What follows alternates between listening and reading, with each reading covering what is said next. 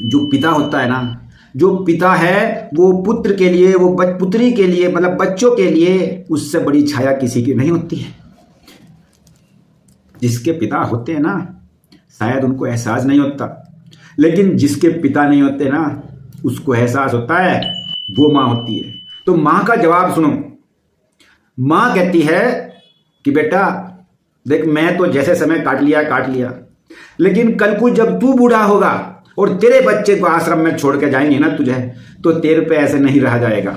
तो पीछे पीछे वह भी, उसकी घरवाली भी उसके साथ जाती है।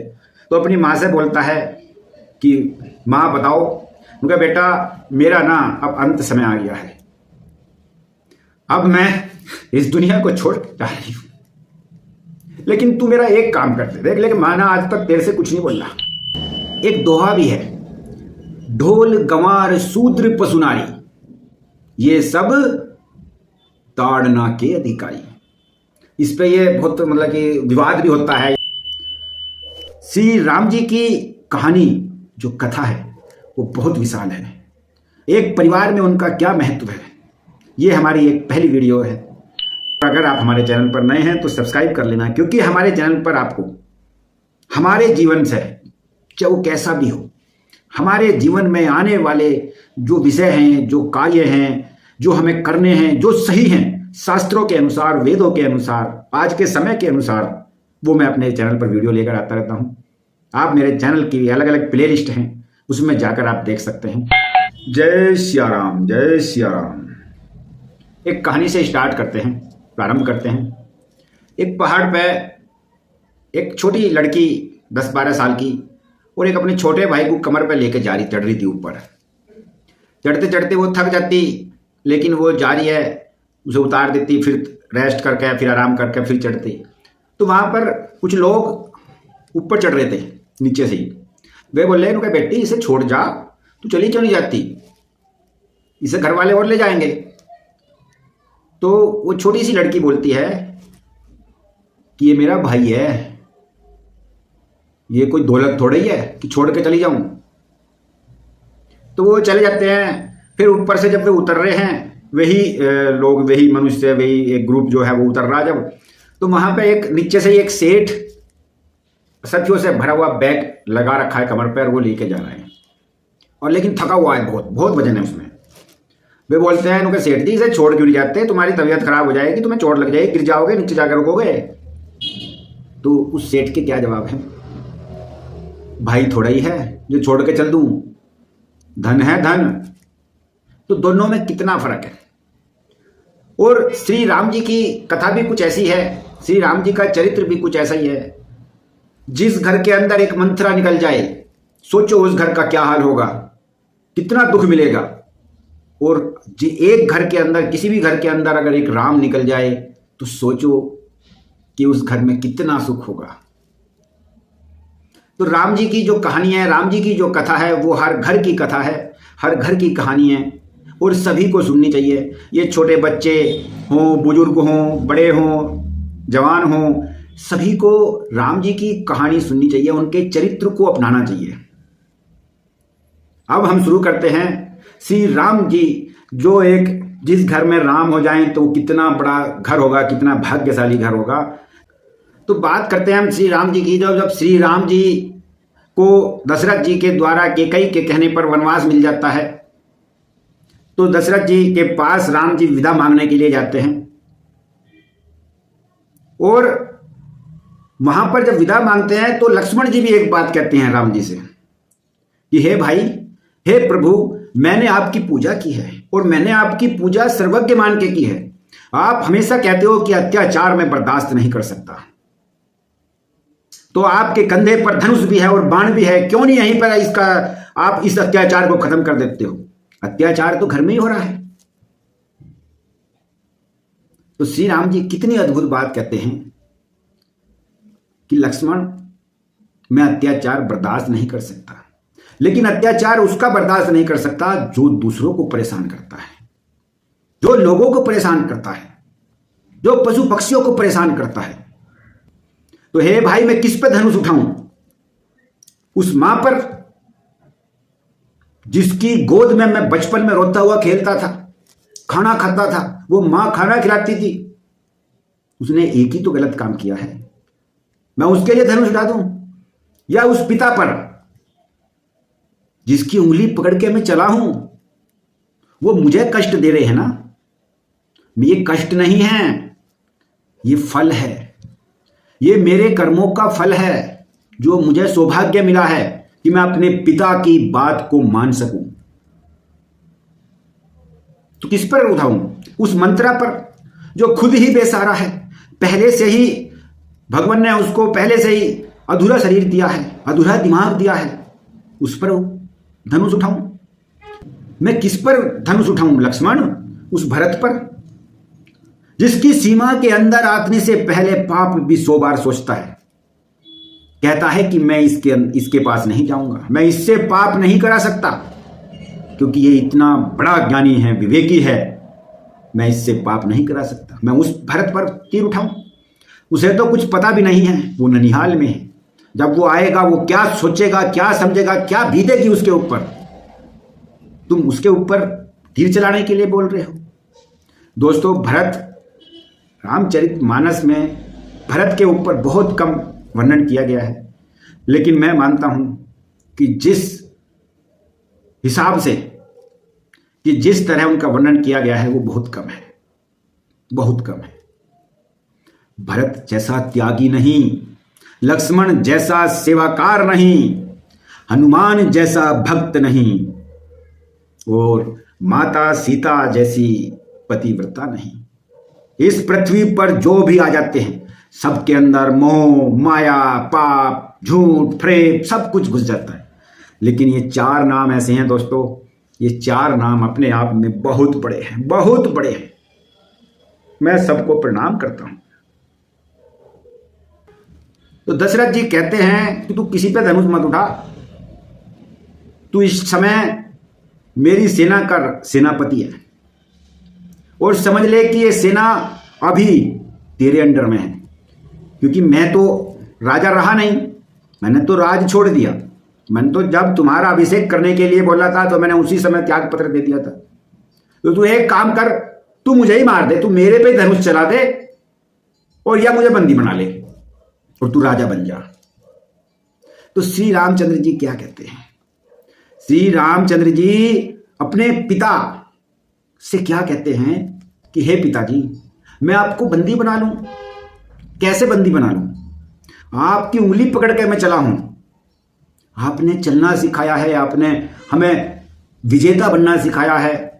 पिता, एक चीज और ध्यान रखना दोस्तों, जो पिता होता है ना, जो पिता है वो पुत्र के लिए, वो पुत्री के लिए, मतलब बच्चों के लिए उससे बड़ी छाया किसी की नहीं होती है। जिसके पिता होते हैं ना, शायद उनको एहसास नहीं होता, लेकिन जिसके पिता नहीं होते ना, उसको एहसास होता है।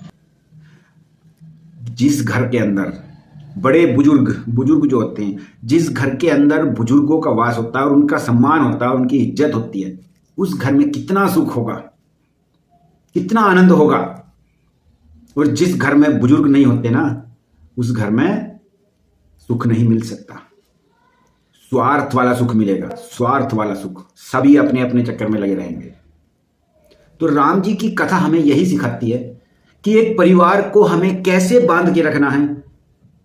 कहते हैं ना, पतंग, अगर पतंग के अंदर लगाम ना हो, पतंग के अंदर वो डोर ना हो, उसमें हमने उसको बांध के ना रखा हो, तो उसको पता थोड़ी है कि वो कहां जाएगी।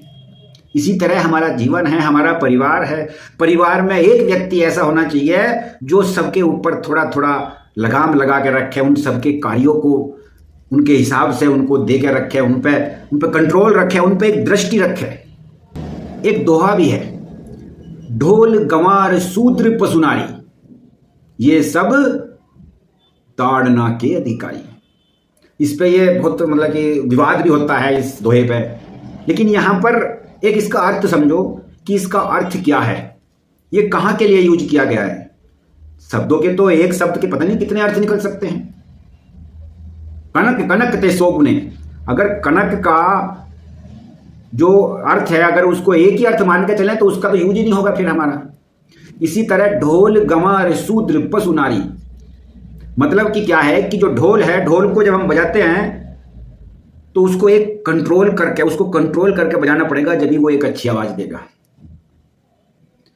गंवार का अर्थ यहां पर जो अज्ञानी है, एक अज्ञानी से लगाया गया है, जिसके अंदर ज्ञान का प्रकाश नहीं है, जो विवेक जिसके पास नहीं है, उस आदमी पे, उस व्यक्ति पे आपको कंट्रोल रखना पड़ेगा। पता नहीं क्या करते, यानी अब बाजार होते हैं, बाजार खुले रहते हैं, उन पर कोई कंट्रोल थोड़ी है किसी का। पता नहीं कब क्या कर देते हैं, लड़ते हैं तो पता नहीं कितना नाश कर देते हैं, वो कितना नुकसान कर देते हैं।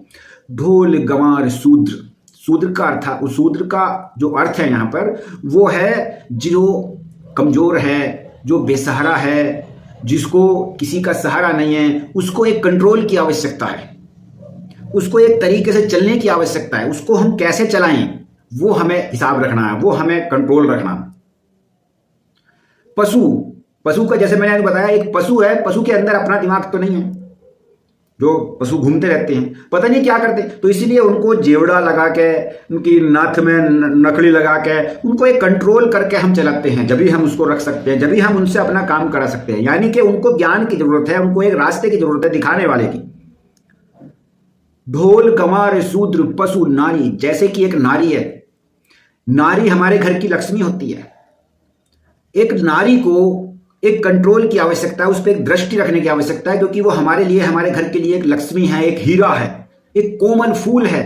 जैसे कोमल फूल को हम चारों तरफ से कवर करके रखते हैं ना, कि हवा ना ज्यादा लगे ताकि वो डिस्टर्ब ना हो जाए। इसी तरह नारी को हमें एक दृष्टि रखनी है उसके ऊपर, एक हमें कंट्रोल रखना है उसके ऊपर कि वो गलत रास्ते पर ना जाए, गलत कार्य ना करे। इसीलिए ये कहा गया है कि ढोल गंवार शूद्र पशु नारी, ये सब जो जितने भी है ना, जो ज्ञानी पुरुष है। आप एक चीज बताओ, ज्ञानी पुरुष कभी गलत कर सकता है क्या? जिसके अंदर ज्ञान है, विवेक है, अगर वो किसी कार्य में निपुण है तो वो क्या गलत कर सकता है? वो अपने उससे तो गलत होकर करेगा नहीं। हो जाए, वो एक भाई इंसान की जो फितरत है, इंसान जो होता है वो गलती का ही पुतला होता है, लेकिन फिर भी वो गलत नहीं करेगा। गलत कौन करेगा? जिसको उस चीज का ज्ञान नहीं होगा।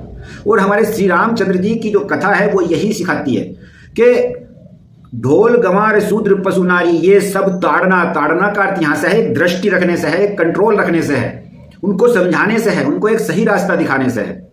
और ये जो दुआ है ये कब का है? आपने ये भी देखा होगा, श्री रामचरितमानस के सुंदर कांड में ये एक जगह प्रसंग आता है, जब श्री राम जी समुद्र से रास्ता मांगते हैं और वो रास्ता नहीं देते हैं।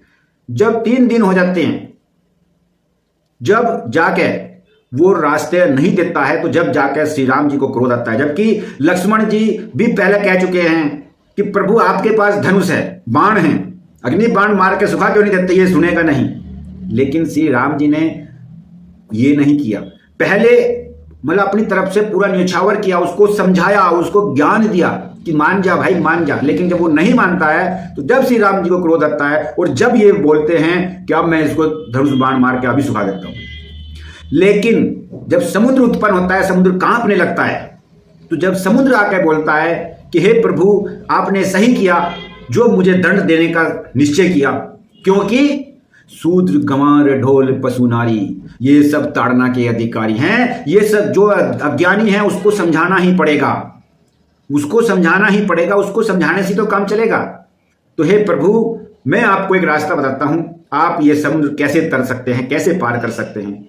आपकी सेना में एक नल और नील है, जिनको वरदान है ब्रह्मा जी से कि उनके हाथ से जो भी पानी में गिरेगा वो तर जाएगा।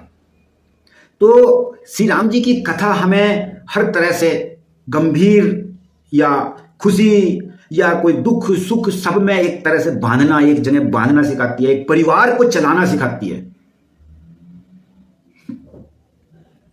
तो दोस्तों सभी को, छोटे बड़े सबको ये कथा जरूर सुननी चाहिए, क्योंकि जो आज छोटे हैं वो बड़े भी होंगे। अगर हम अपने माता पिता की सेवा करेंगे तो हमारे बच्चे भी हमारी सेवा करेंगे। नहीं मानते हो आप? लेकिन अगर हम अपने माता पिता को ठुकराएंगे, हम उनका सम्मान नहीं करेंगे, तो समझ लो आप कि आपके बच्चे भी आपको ऐसे ही ठुकराएंगे। एक छोटी सी कथा और मैं कहानी में बता देता हूं। एक मां, पिता थे नहीं, एक मां और मां का एक बेटा था। बहुत प्यार से रखती थी। वो पढ़ा लिखा देती है, उसकी शादी कर देती है। शादी करने के बाद जो वो आती है ना बहू, वो उसको नहीं देखती है कि ये बुढ़िया यहाँ रख रखी है, इसको बाहर करो। तो वो बेटा जो है किसी भी तरीके से मान लो, लेकिन वो बेटा उसको अपनी माँ को एक वृद्धाश्रम में छोड़ जाता है। उस वृद्धाश्रम में कुछ भी नहीं है, बस सब वृद्ध ही हैं, वहां पे कुछ पैसे दिया जाता है। तो एक समय ऐसा आता है कि वृद्धाश्रम से बेटे के पास एक फोन जाता है कि आपकी माँ आपसे मिलना चाहती है। उसकी बहू तो गुस्से में आ जाती है, लेकिन वो बेटा अपनी माँ से मिलने के लिए जाता है। तो पीछे पीछे वह भी, उसकी घरवाली भी उसके साथ जाती है। तो अपनी माँ से बोलता है कि माँ बताओ, उनका बेटा मेरा ना अब अंत समय आ गया है, अब मैं इस दुनिया को छोड़ जा रही हूँ, लेकिन तू मेरा एक काम कर दे देख। लेकिन माँ ना आज तक तेरे से कुछ नहीं बोला,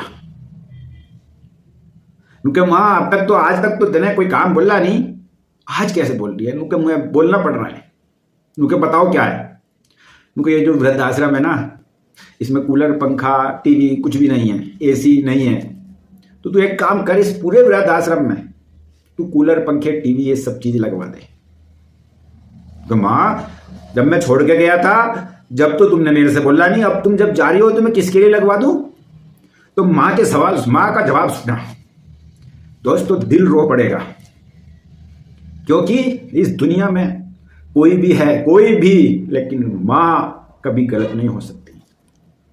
माँ उस गूगल से भी ज्यादा एडवांस है। आज के समय में गूगल पर जो सर्च करोगे तो उसी से संबंधित सारी चीज दे देता है ना वो। लेकिन माँ को ये पता है कि अगर मेरा बेटा खाना खा रहा है, उसके खाने को खाते ही बता देगी कि ले बेटा नमक, इसमें नमक कम है ना। वो माँ होती है। तो माँ का जवाब सुनो। माँ कहती है कि बेटा देख, मैं तो जैसे समय काट लिया, लेकिन कल को जब तू बूढ़ा होगा और तेरे बच्चे को आश्रम में छोड़ के जाएंगे ना तुझे, तो तेरे पे ऐसे नहीं रहा जाएगा। इसलिए तू मेरे कहने से तो ये कूलर पंखे लगवा दे, क्योंकि तू हमेशा कूलर पंखों में रहा है, तुझे आदत भी हो जाएगी एसी वेसी में रहने की, टीवी देखने की। तो तू यहाँ पे ये सब चीज लगवा दो। तो दोस्तों, बुजुर्ग हमारे घर में होने जरूरी हैं,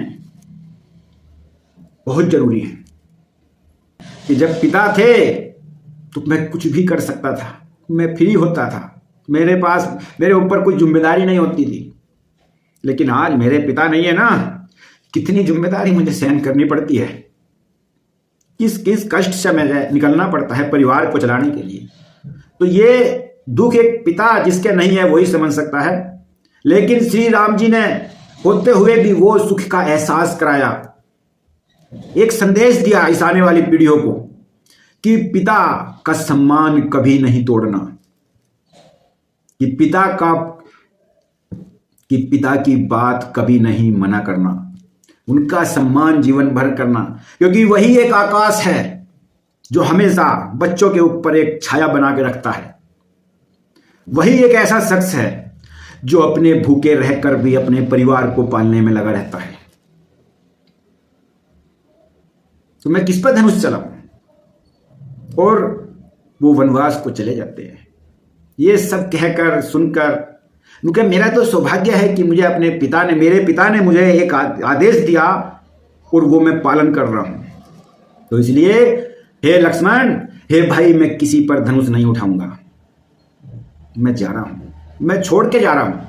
मुझे 14 साल का वनवास मिला है तो मैं 14 साल ही बाहर रहूंगा। अगर मुझे जीवन भर का वनवास मिलता तो मैं जीवन भर बाहर रहता। ये तो मेरा सौभाग्य है। तो वो राम जिन्होंने एक ऐसी बात स्थापित कर दी इस आने वाली पीढ़ी के लिए कि वो सदियों सदियों तक, जब तक मानव जाति रहेगी, श्री राम की कथा चलती रहेगी। तो दोस्तों, कथा तो जरूर सुनो। एक और चीज मैं कहूंगा, श्री राम जी की कथा तो सुनो, जरूर सुनो। ये तो बच्चों को भी, बड़ों को भी, सबको सुननी चाहिए अगर एक परिवार को एकजुट रखना है। लेकिन आज के समय में कथा के साथ साथ एक्स्ट्रा बातें ज्यादा होती हैं। अगर आप 30 मिनट की एक कथा सुनोगे तो उस 30 मिनट में 20 मिनट आपको इधर उधर की बात मिलेंगी। जो हमें संदेश देना है या सुनना है वो नहीं मिलेगा। आधा तो म्यूजिक ही खा जाता है। आजकल लोग म्यूजिक वाली कथाएं सुनना ज्यादा पसंद करते हैं। लेकिन जिस कथा के अंदर जिस कथा के अंदर सीधा वाक्य हो, जो हमें बिना टाइम, आजकल टाइम किसी के पास नहीं है, तो कम समय में हमें ज़्यादा ज्ञान मिले, ज़्यादा उससे सीखने को मिले, तो वो कथा सुनो। और मेरे चैनल पर विदाउट म्यूजिक की कथा चलती है दोस्तों। जैसी भी मेरी वाणी है, जैसी प्रभु राम ने मुझे दी है, मैं उसी से कोशिश कर रहा हूं कि आप सब तक सीधी, बिल्कुल सीधी कथा लेकर आ सकूं। श्री रामचरितमानस की कथा मेरे चैनल पर चल रही है, आप वहां पर जाकर देख सकते हैं। अगर आप मेरे चैनल पर नए हैं तो आप मेरे चैनल को सब्सक्राइब भी कर सकते हैं, वीडियो अच्छी लगे तो लाइक भी कर सकते हैं। मैं फोर्स नहीं करूंगा, आपकी इच्छा है तो कर सकते हैं अगर आपको लगता है।